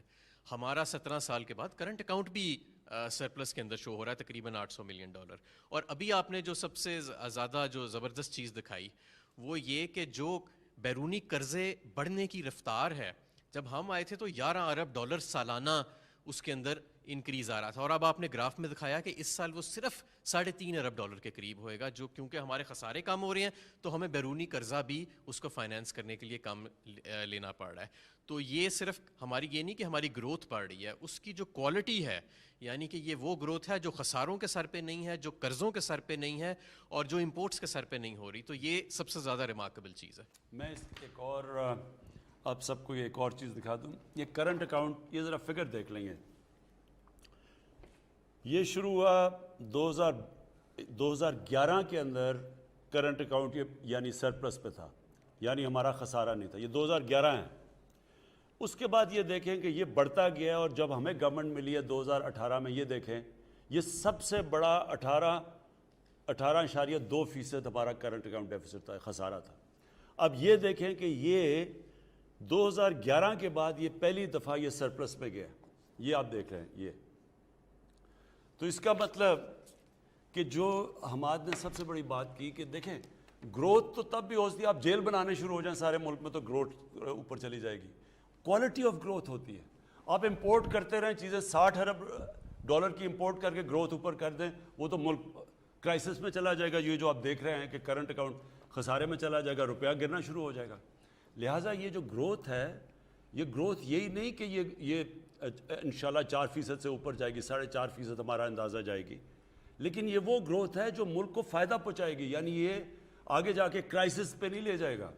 یہ وہ گروتھ ہے, اس کی کوالٹی ایسی ہے کہ انشاءاللہ ملک آپ دیکھیں گے کہ آپ صحیح راستے پہ جا رہا ہے, اور آپ اس کو آگے بڑھتے جائیں گے. جی حماد. میں یہاں پہ ایک اور بات پوری قوم کو بتانا چاہتا ہوں کہ جب آپ 2.5 سال پہلے آئے تھے تو آپ نے ایک تاریخی فیصلہ کیا تھا.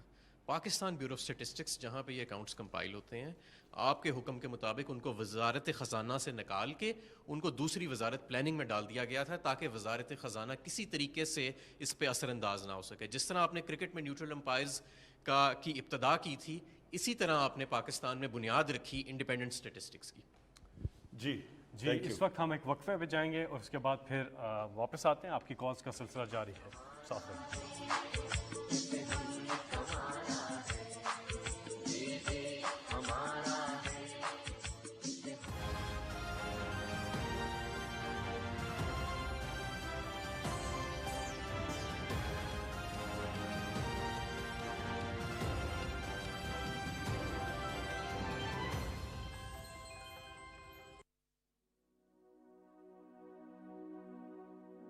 کشمیر کے زعفران زاروں سے اٹھنے والے سنتور کے سر جب مہکتے ہیں تو وطن کسی جنت سے کم نہیں لگتا. علی رضا کی سنتور سے جو دھن نکلتی ہے اس میں کشمیر کی آزادی کی امنگ بھی ہے اور پاکستان کی سلامتی کی دعا بھی.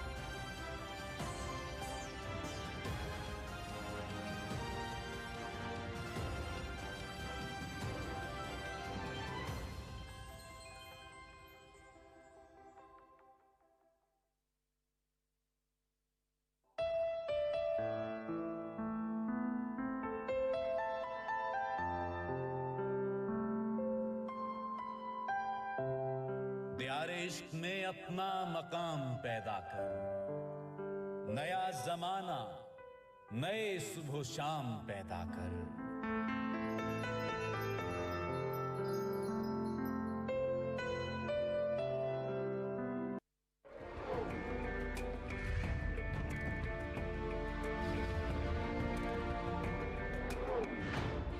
दुनिया की कोई कौम उस वक्त तक तरक्की नहीं कर सकती जब तक उसकी ख़वातीन मर्दों के शाना बशाना मुआशरे की तामीर व तरक्की में हिस्सा न लें। औरतों को घर की चार दीवारी में बंद करने वाले इंसानियत के मुजरिम हैं।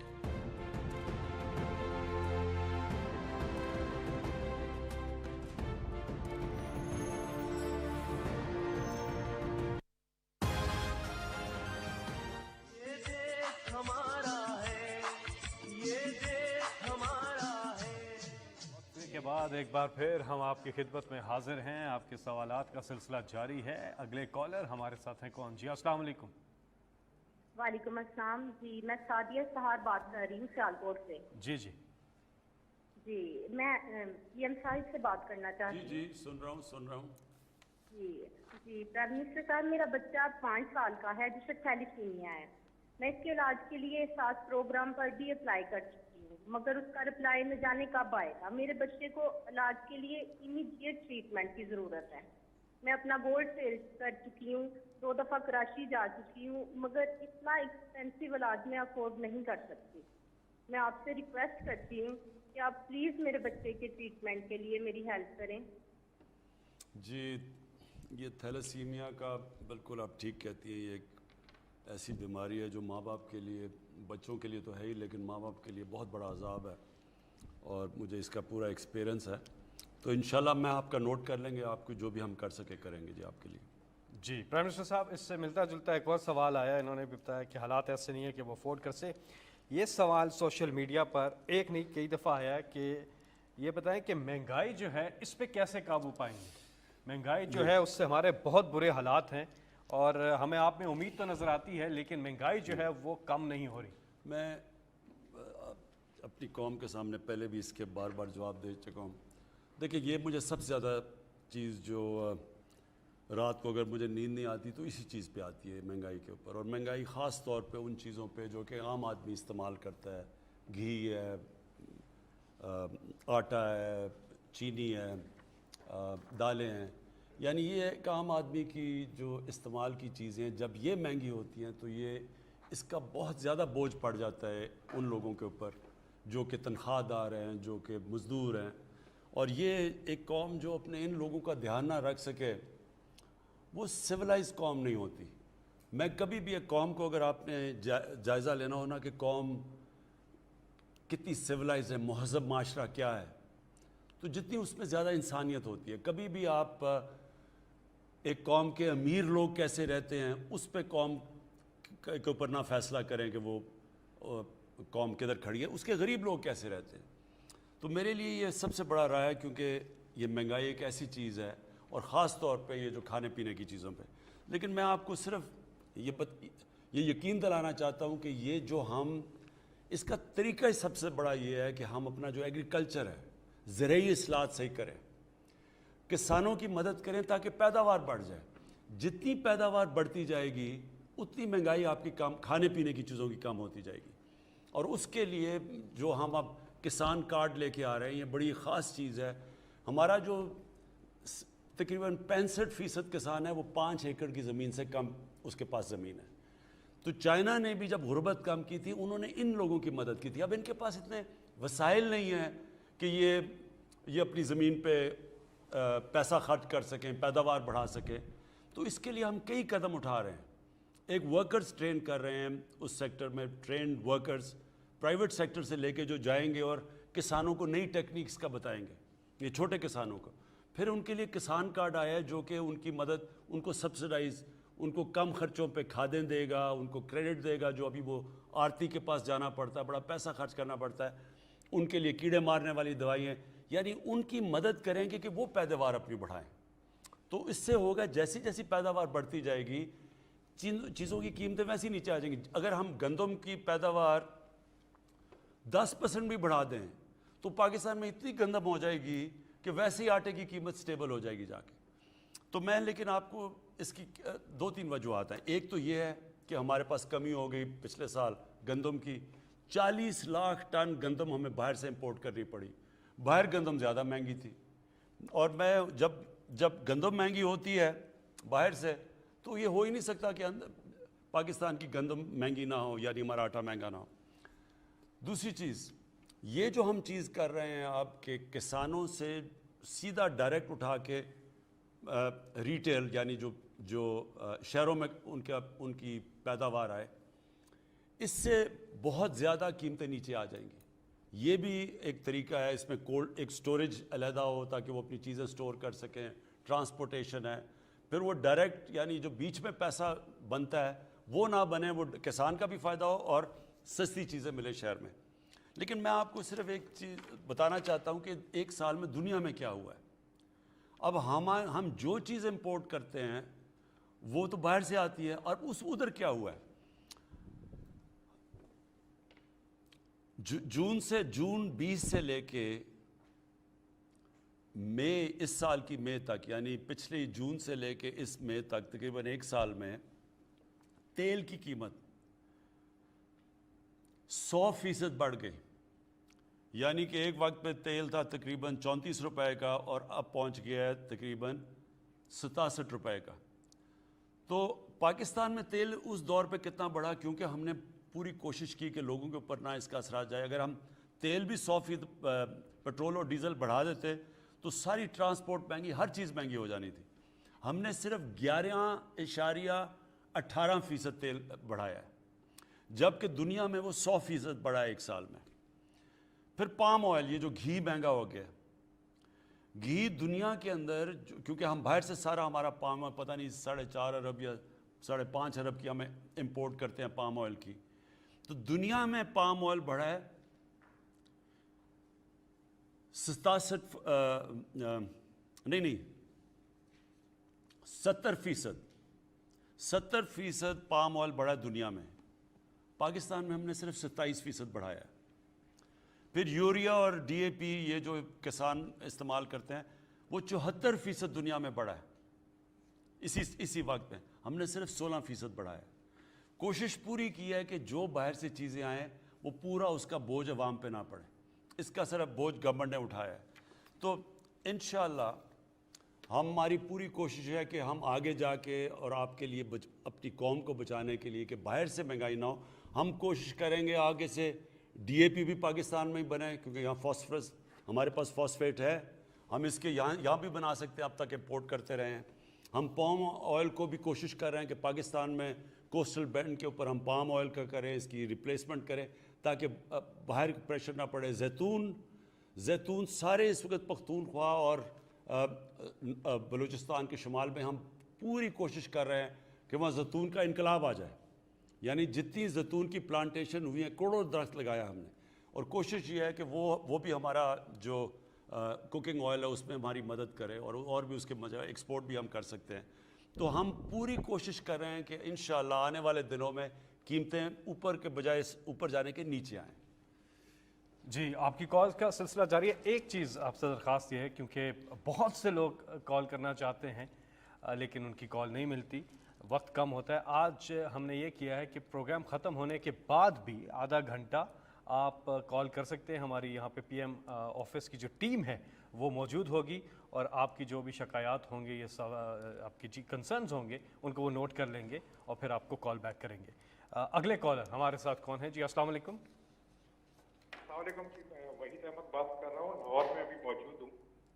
اور میرا تعلق آل پاکستان فوڈ ایکسپورٹر ایسوسیشن سے ہے, اور سبزی اور پھل ہم ایکسپورٹ کرتے ہیں.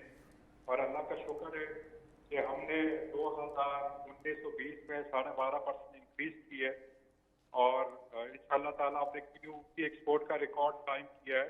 بات یہ کہ یہ باتیں تو ہم ایکسپورٹ کر رہے ہیں سب کچھ. ابھی میں بات بھی سن رہا تھا آنریبل پرائم منسٹر صاحب کی کہ جب تک ہم ہیل نہیں بڑھائیں گے تو ہماری مہنگائی کم نہیں ہوگی.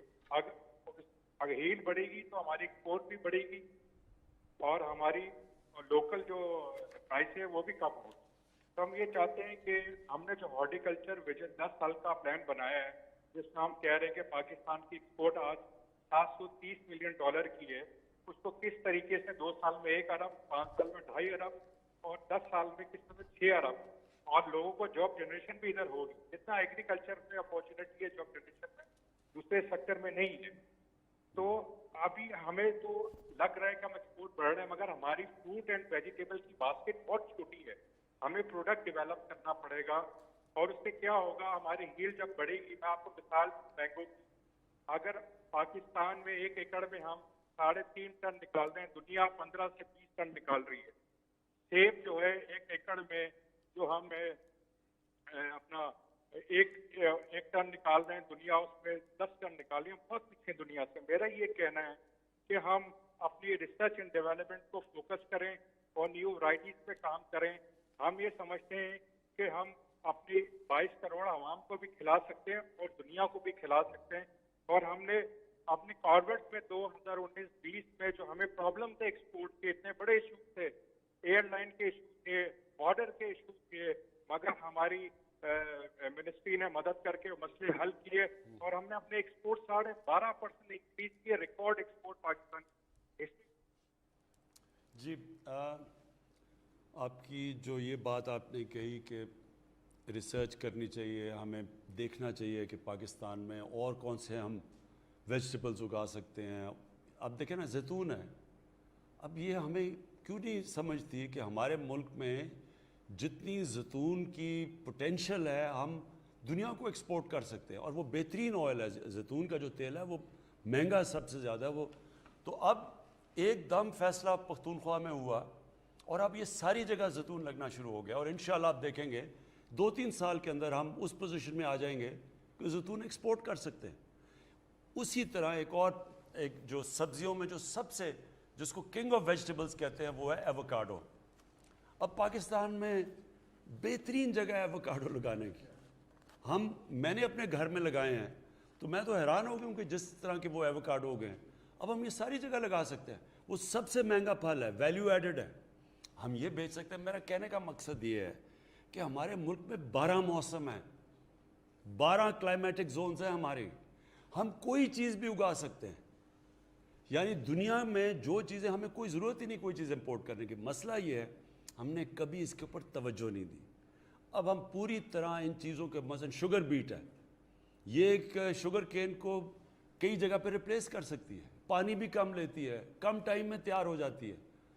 اور ہم جب گنا ہے وہ زیادہ مہنگا ہے، اس کے پانی زیادہ استعمال ہوتا ہے، ڈیوریشن لمبا ہے. کبھی کسی نے اس کے اوپر توجہ نہیں دی. انشاءاللہ ہمارا پورا کام ہو رہا ہے کہ اگر ہم نے اپنے لوگوں کو، ہماری بڑھتی ہوئی آبادی ہے، ان کو کھلانا ہے تو نئی چیزیں لانی پڑیں گی، نئی سوچ آنی پڑے گی. اور پھر اس میں ریسرچ، جو آپ نے اصل بات کی کہ ہمارا اچھا بھلا ایک وقت پہ فیصل آباد کی جو ایگریکلچر یونیورسٹی تھی وہ بڑی مانی جاتی تھی، اس میں بڑا زبردست کام تھا. آہستہ آہستہ ریسرچ بھی ختم ہو گئی، سیڈ ڈیولپمنٹ پہ، بیجوں کے اوپر بھی کام نہیں کیا. ہندوستان میں وہ 7 والا پنجاب ہے، وہاں وہ زیادہ پیداوار ہے ان کی، ہماری کم ہے. ہم ہندوستان والی پیداوار لیں تو ہم گندم ایکسپورٹ کر سکتے ہیں اور بھی چیزیں. سو اینی وے اس کے اوپر انشاءاللہ ہم کام کر رہے ہیں.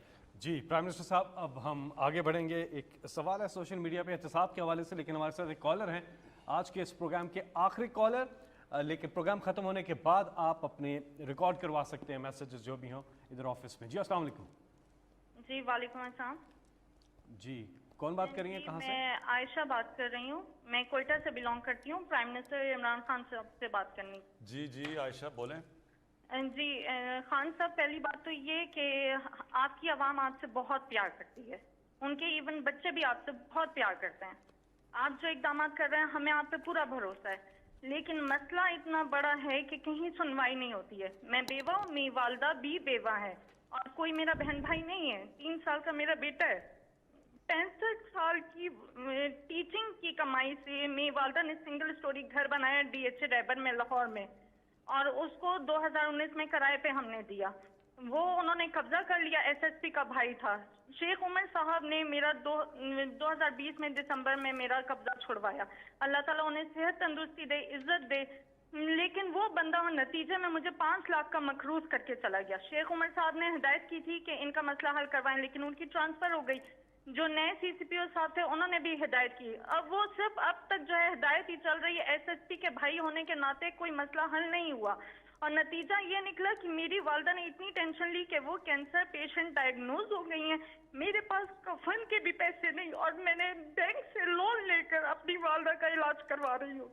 आप मुझे बताएं, बच्चे को पालूं, पैसे लोगों के दूं मैं लोन के पैसे दूं? कम से कम मेरे पैसे तो मुझे दिलवाए, मैं क्या करूं? और कम से कम सोसाइटी इतनी बड़ी है, उसको इस चीज का पाबंद बनाएं कि जिस तरह अस्करी सोसाइटी वो रेंट के मामलात को देखती है तो ये भी रेंट के मामलात देखे। और कम से कम आप चीफ जस्टिस को हमारी अपील पहुंचाएं कि हमें किस बात की सजा दी जाती है, क्यों स्टे दिया जाता है ऐसे लोगों को, किस बात का स्टे दिया जाता है। मैं आप यकीन करें, कोविड में कोयटा से लाहौर पूरा 1 साल में हॉस्टल में ख्वार होती रही, पूरा 1 साल एक कमरे में हॉस्टल में अपनी वालदा और बच्चे के साथ में रही हूँ कि मेरा घर किसी तरह छूट जाए, लेकिन कुछ नहीं होता था। आपके नुमाइंदों के पास भी मैं गई, जलील होती थी मैं। जी देखिए, ये मैंने अपने पिछले 30 साल में कितनी दफ़ा इस तरह की कहानियाँ सुनी हैं और ये आप बात ठीक कह रही हैं कि हमारा जो सिस्टम है, जो इंसाफ का निज़ाम है, वो आहिस्ता आहिस्ता काम करना छोड़ गया। और वो जो इंसाफ होता है ना जी, मैं आपको पहले समझा दूँ इंसाफ होता क्या है। इंसाफ तो कमज़ोर को चाहिए होता है, ताकतवर तो अपने आप को कानून से ऊपर चाहता है कि कानून उसके लिए हो ना। ये जो सारा माफियाज़ हैं पाकिस्तान में, जो इस वक्त सब इकट्ठे हुए हैं कि किसी तरह ये गवर्नमेंट चली जाए, इनकी क्या मसला क्या हमारी गवर्नमेंट से? इनका मसला ये है कि कानून के ऊपर रहना चाहते हैं कि अगर ये कानून के ऊपर रहते हैं तो ये मुल्क आगे इसलिए नहीं बढ़ सकता क्योंकि कोई भी दुनिया में जिस मुल्क में कानून की हुक्मरानी नहीं होती वो मुल्क आगे नहीं बढ़ सकता। जितने भी मुल्क आगे बढ़े हुए हैं, क्योंकि जिसका भी वास्ता पड़ा है बाहर एडवांस्ड सिविलाइज्ड तरक्की याफ्ता मुल्कों को देखने का, तो उनमें एक चीज़ होती है, कानून की हुक्मरानी। कोई कानून के ऊपर नहीं। वहाँ माफियाज नहीं काम कर सकते, वहाँ कब्ज़ा ग्रुप नहीं चल सकता, वहाँ आपको सिफारिशें नहीं चाहिए होती। आपको प्राइम मिनिस्टर को टेलीफोन करके नहीं बताना पड़ता कि जी मेरे घर के ऊपर कब्ज़ा हुआ है और किसी ताकतवर ने, और हम हैं भी, और अगर कोई आदमी भी नहीं है घर में मदद करने वाला तो उनका क्या बनता है। ये सारी जो जंग है, जिसके लिए मैं पॉलिटिक्स में आया था, इंसाफ की तहरीक, इस मुल्क में कमज़ोर की हिफाजत करने के लिए, कमज़ोर को और ताकतवर को कानून के नीचे लाने के लिए ये स्ट्रगल है। ये सारी जो PDM है ये चाहती है हम कानून के ऊपर हो, हम जो मर्जी करें। केसेस पुराने बने हुए हैं लेकिन हम इनको माफ़ कर दें, नहीं तो गवर्नमेंट करा देंगे। ये भी वो शुगर माफिया है, उन्होंने कहा जी FIO कौन होती है हमारे ऊपर करने के लिए। वो उन्होंने जब शुगर एसोसिएशन ने FIO को ख़त लिख दिया कि तुम अगर करोगे हम चीनी की कीमतों पर बढ़ा देंगे अगर हमारे ऊपर कार्रवाई करोगे। ये हर जगह लोग बैठे हुए हैं, ये जद्दोजहद है। देखिए, इंसाफ की तहरीक होती है, इंसाफ के लिए कौम को आज़ादी की जंग लड़नी पड़ती है इन माफिया से, और ये एक जहाद का नाम है। ये अल्लाह का हुक्म है कि मेरी ज़मीन पे इंसाफ कायम करो। मेरा आपसे ये वादा है कि मेरी पूरी कोशिश है, जब तक मैं इक़्तिदार में हूँ, जब तक मैं नहीं भी हूँ, मैं इसके लिए लड़ूंगा। हमने पूरे अपने जो सारा इंसाफ का निज़ाम है, अदलिया के साथ बैठ के रिफॉर्म्स के लिए भी हम तैयार हैं, अपने जो इदारे हैं उनको भी ठीक कर रहे हैं।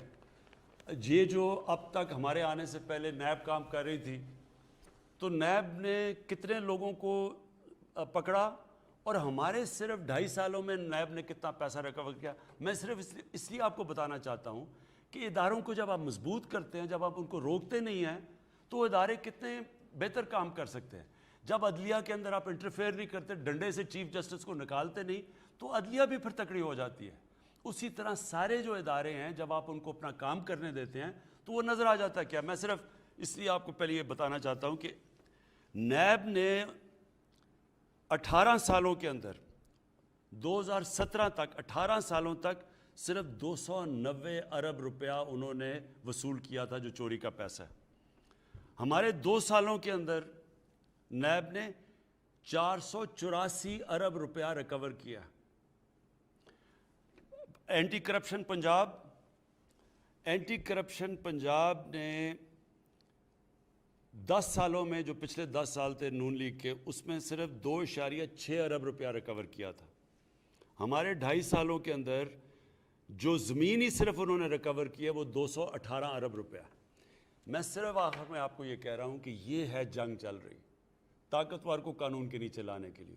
آپ کی تو انشاءاللہ ہم نے نوٹ کر لیا، ہم پوری آپ کی کریں گے، لیکن سسٹم ایسا ہونا چاہیے کہ آپ کو کمپلین نہ کرنی پڑے، سب کو قانون سے ڈرنا پڑے. اور یہ ایک جہاد کا نام ہے، یہ ہم لڑ رہے ہیں انشاءاللہ. جس طرح جا رہا ہے، جس طرح میں نے آپ کو بتایا کہ یہ طاقتور لوگوں سے پیسے وصول کیے ہیں، یہ کبھی پاکستان میں پہلے نہیں ہوا. اتنے طاقتور لوگ جب جیل میں جا کے پھر دھمکیاں دیتے کہ عمران خان تمہیں بھی ہم دیکھ لیں گے، یہ پہلے کبھی انہوں نے جیلوں کے چکر نہیں لگائے. یہ اس دور میں ہو رہا ہے اور پہلی دفعہ آپ دیکھ رہے ہیں. اور اصل میں یہ چینج یہ ہے کہ طاقتور کے اوپر ہم اڑے ہوئے ہیں کہ ان کو ہم نے قانون کے نیچے لے کے آنا ہے. کسی سے زیادتی نہیں کرنی، کسی کے اوپر غلط کیسز نہیں بنانے، لیکن جو انہوں نے اس ملک سے فراڈ کیے ہیں، چوریاں کیے ہیں، ڈاکے مارے ہیں، جرم کیا ہے، ان کو اس جرم کی سزائیں دلوانی. یہ ہم کامیاب ہوتے جائیں گے انشاءاللہ. جیسے ہم کامیاب ہوں گے یہ خود ہی ملک بدلتا جائے گا. یہ جو چھوٹے چھوٹے نیچے قبضہ گروپ بیٹھے یہ خود ہی ڈر جائیں گے سارے، جب انہیں پتہ چلے گا کہ اب کسی کوئی سفارش نہیں چلے گی. یہ قبضہ گروپ اس لیے کامیاب ہو جاتے ہیں کہ ان کو پولیس کی پروٹیکشن مل جاتی ہے، طاقتور کوئی MNA پروٹیکٹ کر لیتا ہے، اس لیے کام کرتے ہیں. لیکن جب ان کو یہ پتہ چلے گا کہ اس ملک میں کسی قسم کی سفارش نہیں چلے گی، انصاف ملے گا، یہ خود ہی ختم ہو جائے گا سارا جو قبضہ گروپ ہے. جی، جن لوگوں کی کال نہیں مل سکی، آئندہ آپ سے ملاقات ہوگی. اپنا خیال رکھیے گا. پاکستان زندہ باد.